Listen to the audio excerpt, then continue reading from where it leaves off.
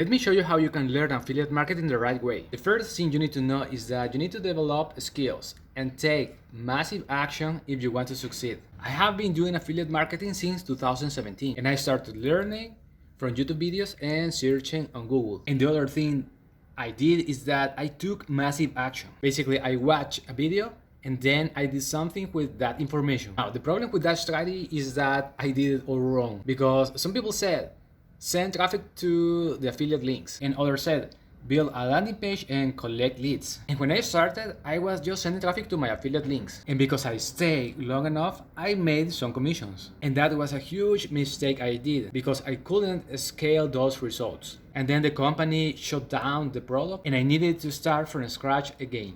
That is why I'm recording this video, because I want to share with you valuable information so you can succeed with this business model. For me, there are two ways to learn affiliate marketing.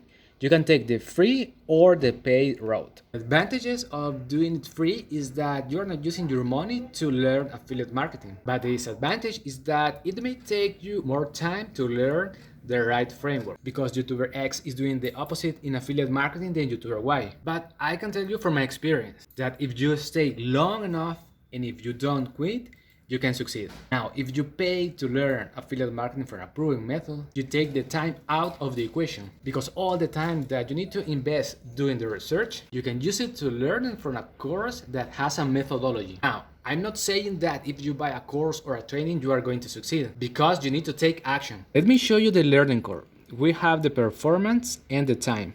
If you start with affiliate marketing, you will need to use your time and resources, and you are not going to get too much results. In fact, maybe you are not going to see any results at all.